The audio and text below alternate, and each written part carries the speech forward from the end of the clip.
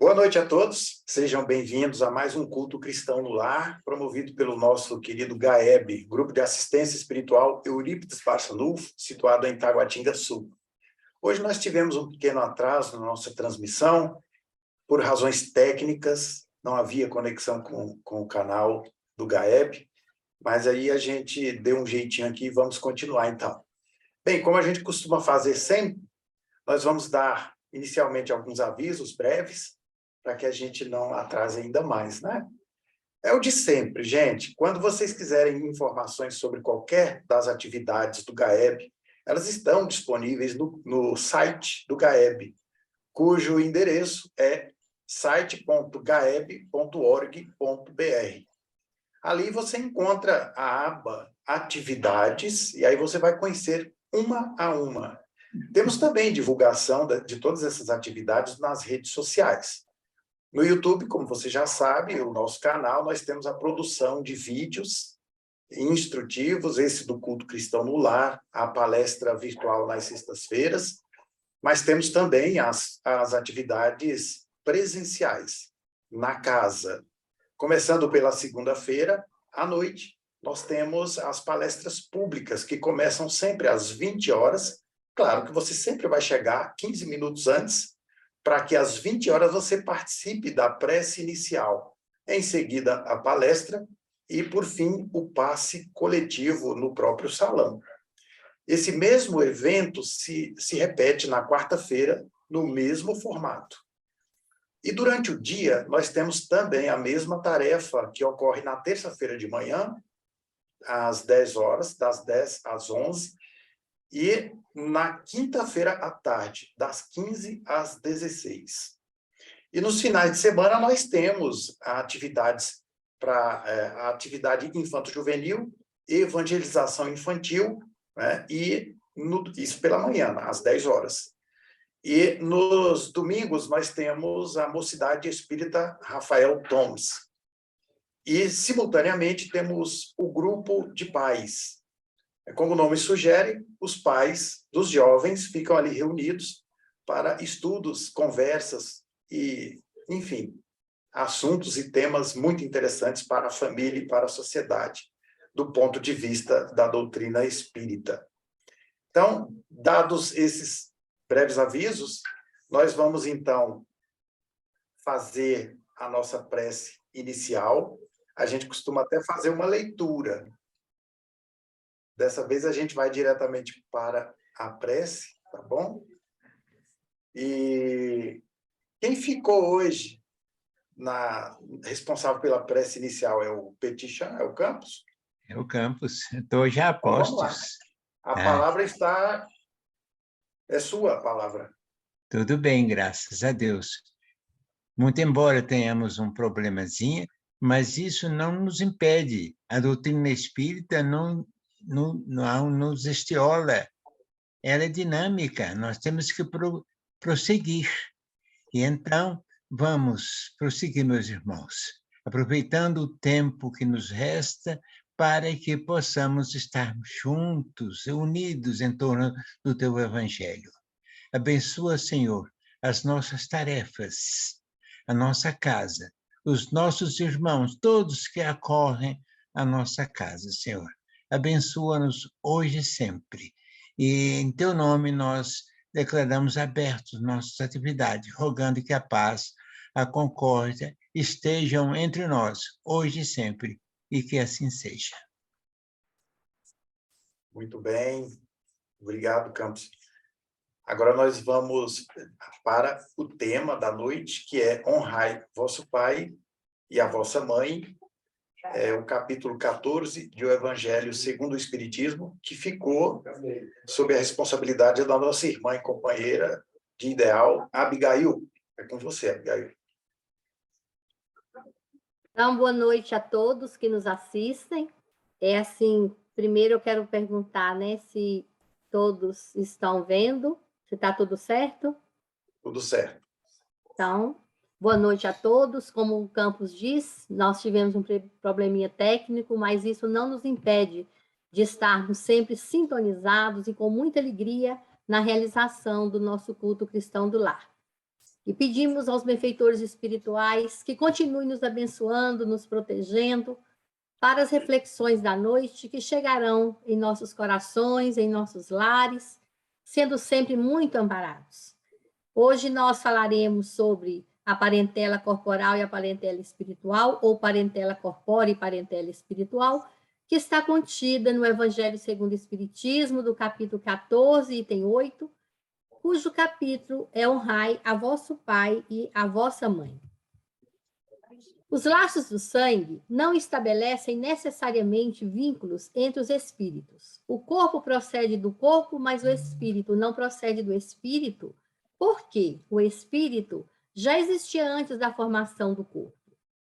Não é o pai que cria o espírito de seu filho, apenas lhe fornece o invólucro corpóreo, cumprindo-lhe, no entanto, auxiliar o desenvolvimento intelectual e moral do filho para fazê-lo progredir.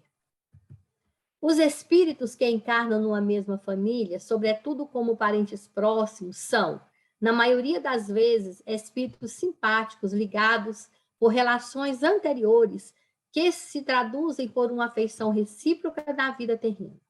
Mas também pode acontecer que sejam completamente estranhos uns aos outros, divididos por antipatias igualmente anteriores, que se expressam na Terra por um mútuo antagonismo, a fim de lhes servir de provação. Os verdadeiros laços de família não são, pois, os da consanguinidade, e sim os da simpatia e comunhão de pensamentos, que prendem os espíritos antes, durante e depois de suas encarnações.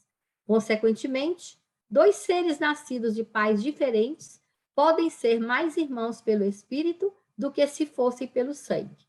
Podem atrair-se, buscar-se, sentir prazer quando juntos, ao passo que dois irmãos consanguíneos podem repelir-se, conforme se vê todos os dias.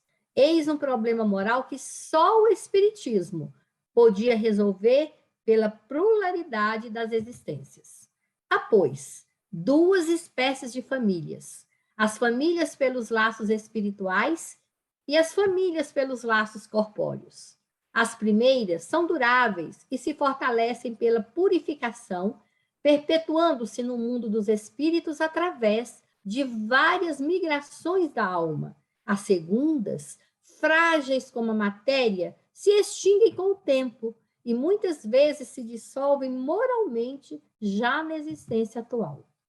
Foi o que Jesus quis tornar compreensível, dizendo de seus discípulos: aqui estão minha mãe e meus irmãos, isto é, minha família pelos laços do Espírito, pois todo aquele que faz a vontade de meu Pai que está nos céus é meu irmão, minha irmã e minha mãe.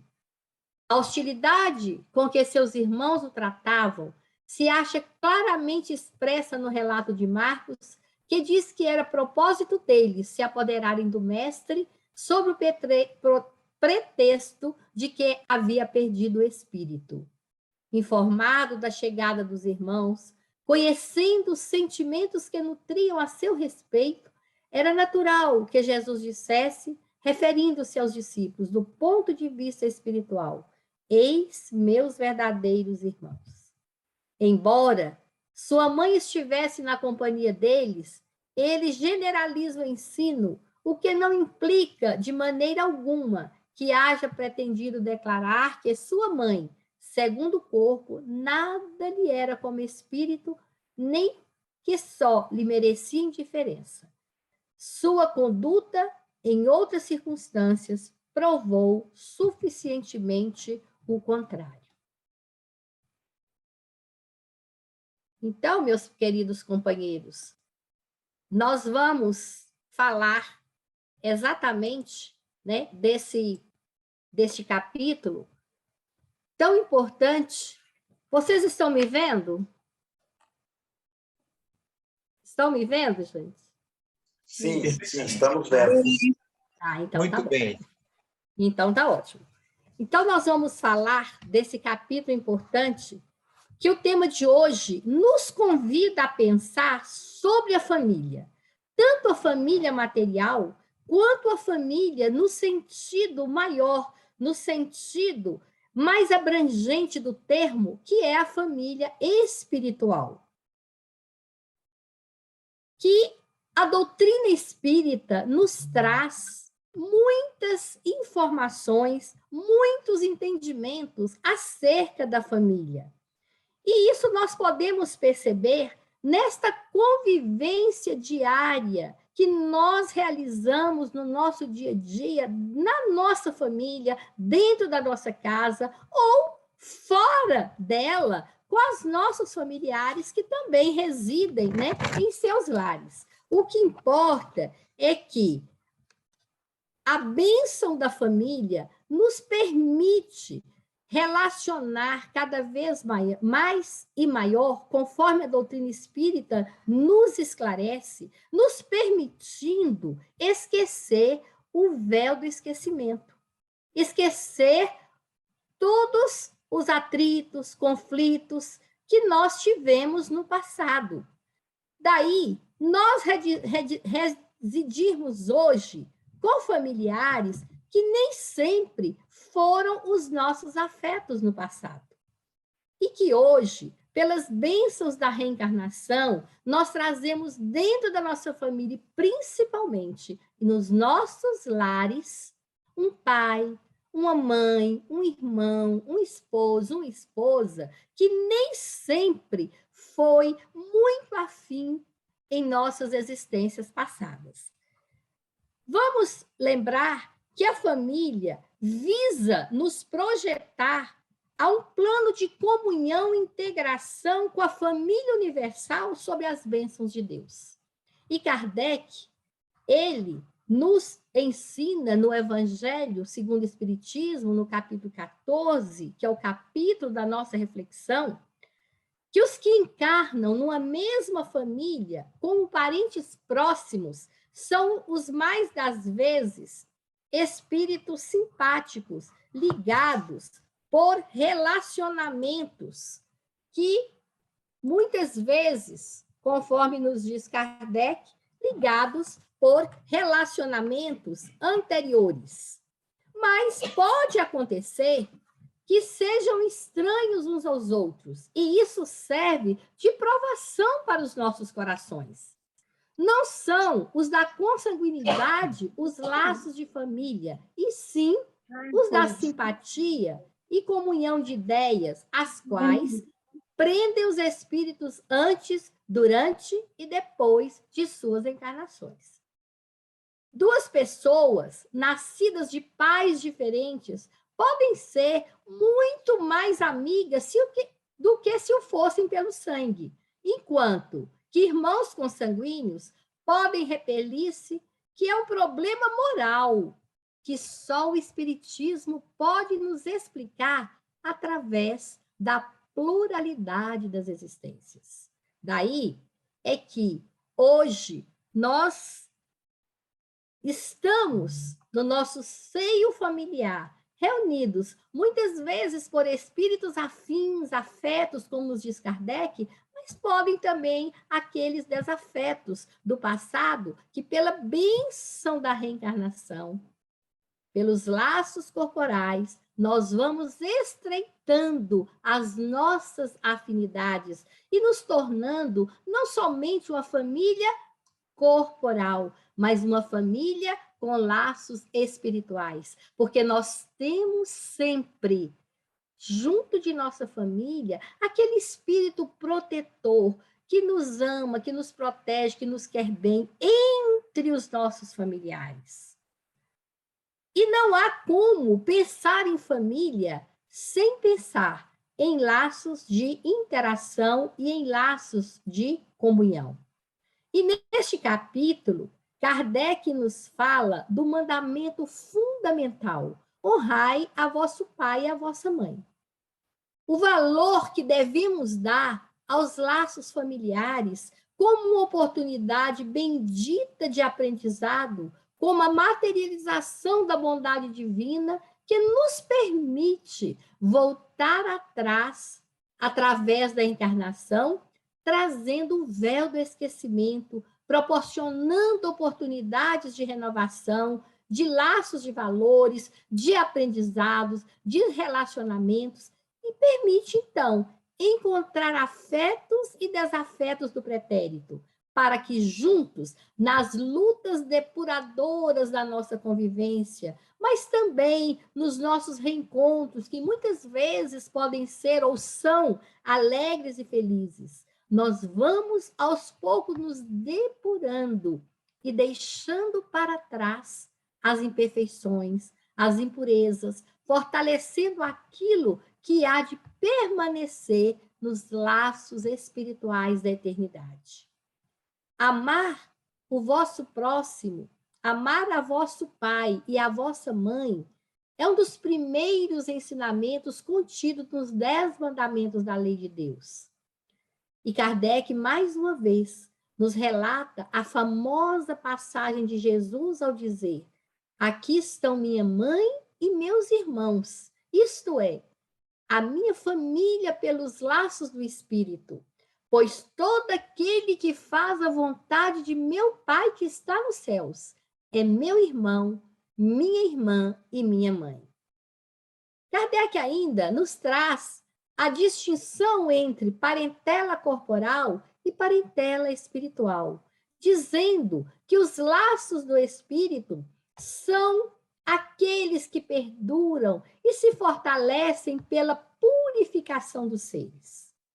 Ao passo que os laços materiais, eles são frágeis, mas têm a finalidade de ir aos poucos se consolidando em laços espirituais. Emmanuel, no livro Caminho, Verdade e Vida, na lição 62, ele define família como laços sagrados que são ternos de amor, que vão sendo consolidados e criados, esses grupos de espíritos com mais afinidades, e pelos vínculos do pretérito vão encaminhando juntos, caminhando, amparando-nos mutuamente na evolução. E a parentela é o cadinho de lutas. Sempre na parentela, né, como eu disse, nós podemos ter também espíritos afins. E o que importa é nós aproveitarmos estas experiências que nos são dadas. Porque essa parentela, ela está destinada a ser incorporada em nossa família espiritual.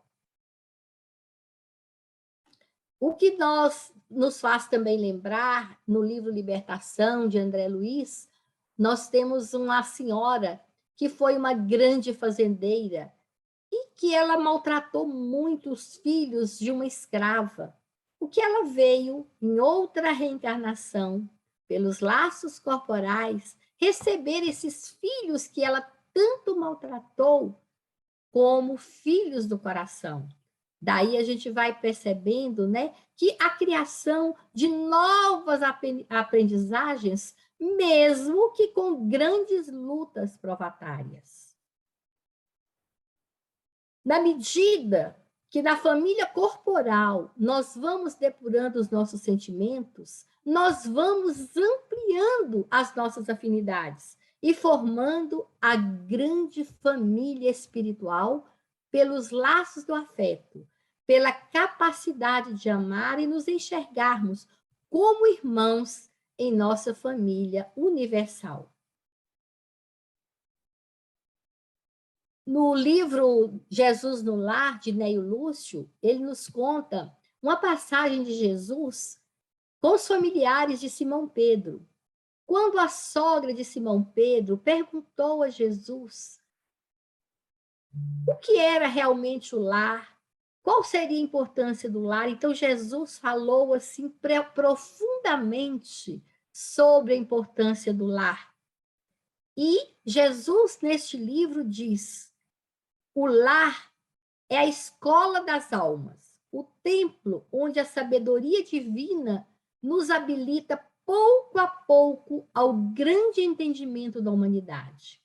Essa célula fundamental na qual nós estamos inseridos, que é a família material, ela tem a sua finalidade como núcleo de aprendizado para que nós podemos aprender entre os nossos familiares o amor que renuncia, a capacidade de pensar além do nosso egoísmo, pensar nos outros, pensar no próximo. E Jesus nos coloca junto de corações mais preparados, mais afinizados, que nos dê sustentação num elo mais estreito de fraternidade, de indulgência, de compreensão, nos habilitando pouco a pouco para estender esse amor para outros corações, além do nosso ciclo familiar.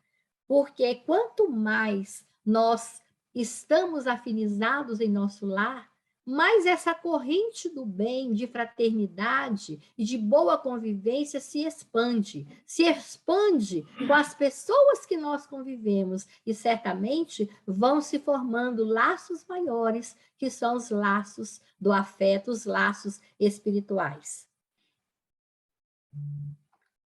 A família é o instituto que melhor expressa a misericórdia divina. Nela, nós encontramos, sim, afetos e desafetos para o nosso reajuste, para a nossa redenção espiritual. Aqueles que nós amamos e prejudicamos, ali estão transfigurados, como pai, como mãe, como um filho.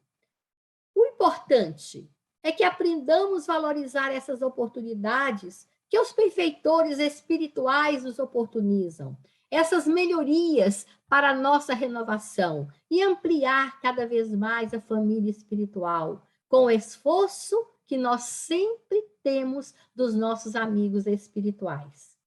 Nós precisamos aprender a amar e aprender a perdoar.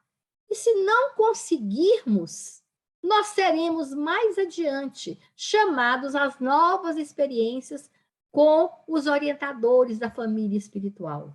Nem sempre nós conseguimos, nesta existência, ser amigo de um desafeto que está dentro do nosso lar, que o véu do esquecimento nos permite esquecer, mas há uma rejeição em qualquer familiar ou em alguns familiares da nossa existência. Se a gente não conseguir fazer afetos, se não conseguirmos viver com muita harmonia, com passividade, do sentido da harmonização, que é o convívio ideal dentro dos nossos lares, nós temos um Pai misericordioso que certamente nos oportunizará em novas reencarnações, novos reencontros para a nossa redenção, para a nossa remissão.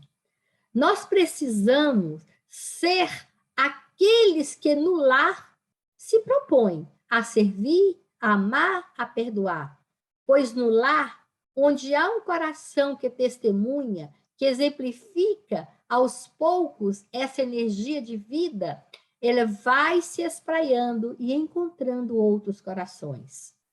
Que seja em nosso lar a porta em que Jesus possa entrar. E como diz o espírito de Neio Lúcio no livro Jesus no Lar, quando ele nos orienta, no lar em que Jesus adentrou os corações, vão ficando cada vez mais receptivos à sua mensagem de renovação e de vida entre nós.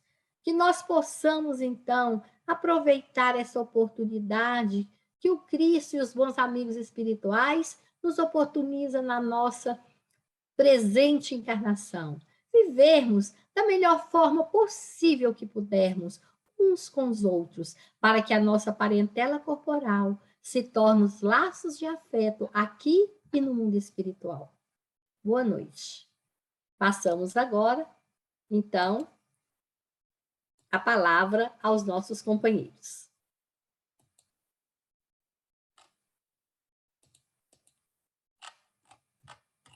A palavra está aberta para quem quiser comentar.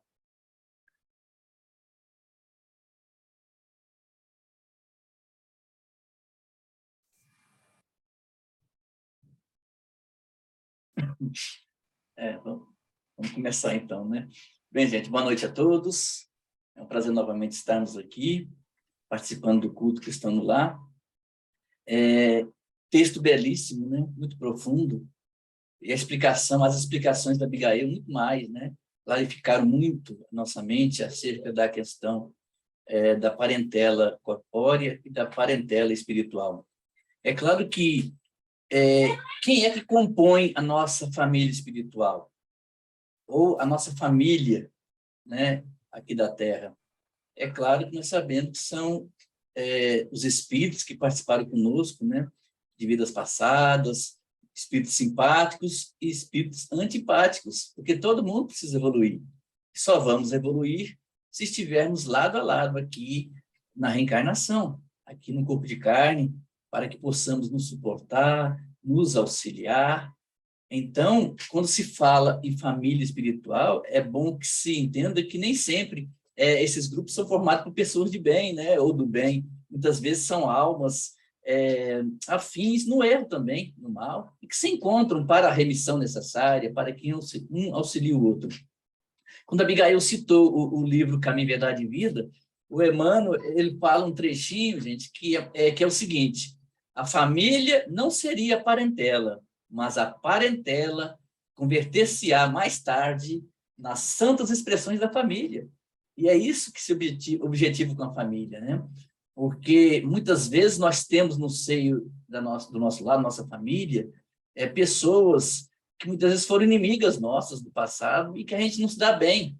E, por outro lado, a gente se dá muito bem com um colega de escola, de trabalho, é uma afinidade muito grande. Então, existe por todos os lados as pessoas que fazem parte da nossa família espiritual. E nos cabe, realmente, como a Abigail falou, tornar a família corpórea, né, a família genética, né, dos traços físicos, também uma família espiritual. É por isso que nós estamos aqui para crescer. Não esqueçamos jamais que a família é a célula máter da sociedade. Se a família vai bem, a sociedade irá bem.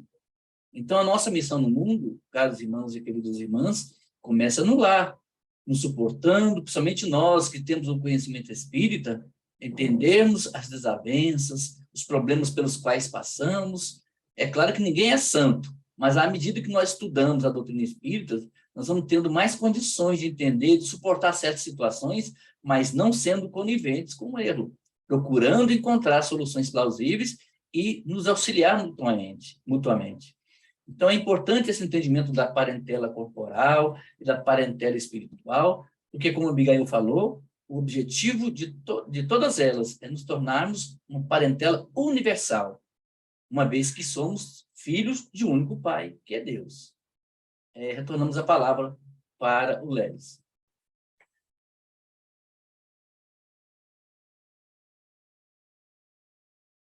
Ok. Eu vou fazer um breve comentário, me recordando de uma leitura de um livro muito especial de Joana de Ângeles, intitulado Constelação Familiar. O tema do Evangelho está muito bem explorado, falando sobre parentela espiritual e parentela corpórea, muito bem explicado pela Abigail e agora também pelo Eurípides. Contudo, a benfeitora Joana de Ângeles sempre contribui com algo mais, sempre com base no pensamento do próprio Cristo Jesus, né? Então, muitas vezes nós temos desentendimentos no grupo familiar por razões afetivas, digamos, por amor mesmo. Aquela preocupação que os pais têm de encaminhar os filhos para uma vida digna, com uma determinada profissão, uma anelada posição social. E muitas vezes o filho contraria esse desejo. E isso, na maioria dos casos, é motivo de discórdia, de conflitos, de desentendimentos, que tendem a agravar aquela tarefa da reconciliação, que é um dos principais objetivos da constelação familiar. Os espíritos imortais, numa existência determinada, são reunidos para uma conciliação ou reconciliação em razão de conflitos do passado. E, por conta dessas metas, digamos assim, às vezes o conflito se intensifica, até piora. Então, a benfeitora nos diz, nesse livro, que nem sempre a posição social relevante, a projeção artística ou cultural, política ou religiosa, o destaque financeiro e o patrimônio acumulado constituem ventura para todos os indivíduos. Quer dizer, nem todos os indivíduos estão interessados nisso. Uns anelam por esse tipo de realização, mais preocupados em apresentar-se como triunfadores, embora crucificados em dores cruéis no mundo íntimo, olha só, no mundo interior, ou experimentando sofrimentos silenciosos de que ninguém se apercebe. E aí a gente vê os casos de depressão, não é? E diversos outros transtornos psicoemocionais, sob resultado da pressão, às vezes, da família, para que o indivíduo seja isso ou seja aquilo. E ele não está, muitas vezes, em um nível de consciência suficiente para isso. Não é o desejo. E como ela ressalta nesse mesmo livro, cada indivíduo tem o seu próprio nível de felicidade. Ele é feliz de uma maneira muito especial, muito peculiar. Nem sempre coincide com a maneira com a que os familiares pensam que ele seria feliz. Ele pode ser feliz de outra forma. Então, o objetivo do espírito imortal, o que queremos dizer com essa lembrança, né, da benfeitora Joana de Ângeles, é que nós temos que introjetar, de uma vez por todas, a ideia real de que somos espíritos imortais, que estamos reencarnados em grupos familiares, porque temos compromissos firmados mutuamente de redenção, de provação, de oportunidade, de construir ou reforçar a família espiritual, que é a verdadeira, né? Porque a existência corpórea é transitória, tem curta duração, enquanto que a vida espiritual, onde a família é muito maior, em número também, no plano espiritual, nós vamos reforçando os laços, né? Então, isso é resultado do que fizemos, é resultado dos nossos esforços em harmonizarmos, principalmente no grupo familiar. Aqueles com aquela relação conflitiva, né? Fruto de antipatias que não se explicam nessa existência, não encontramos razões razoáveis.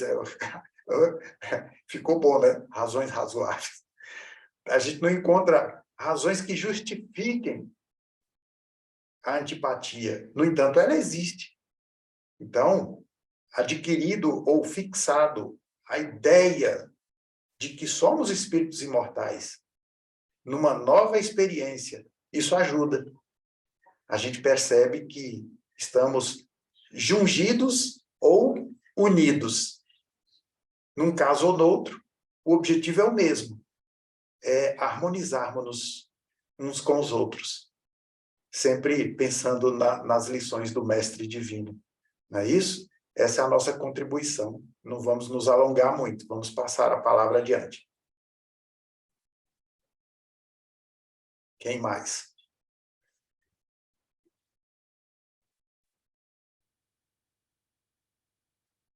Ninguém?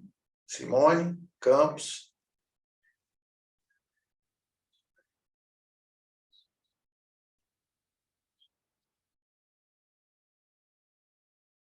Então é isso, né? Eu estou sem a lista aqui, mas tem alguém aí que ficou com a incumbência de fazer a prece de fluidificação das águas. Eu. Simone. Simone, vamos lá, então. Se você quiser fazer suas considerações finais, a prece de fluidificação e a de encerramento, está contigo. Mais um momento para a gente agradecer. Agradecer a Deus por nos dar a oportunidade de ter uma família. Família essa escolhida, família essa planejada no mundo espiritual, para que ao chegarmos aqui, tivéssemos condições de vencer as nossas dificuldades, tanto as nossas dificuldades individuais, como as nossas dificuldades coletivas. A bondade divina para com todos nós faz com que a gente tenha junto de nós amigos queridos, desafetos, afetos, sem problemas, porque nós não estamos sós.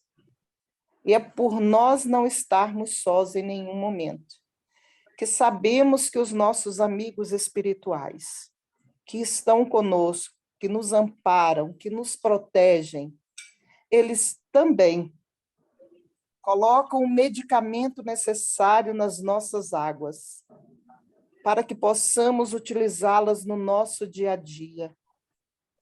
Mas não nos esqueçamos de, ao fazer uso dessa água, agradecer a Deus. Ter aquele pensamento de agradecimento ao fazer uso dessa água, tanto quanto agradecemos no nosso dia a dia por mais um despertar.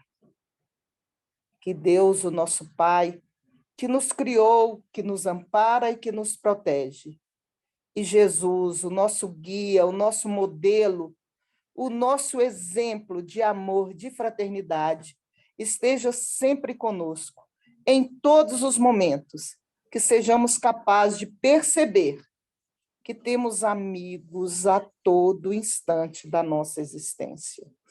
Que tenhamos um resto de semana abençoado e que possamos estar juntos sempre, com a graça de Deus. Que assim seja.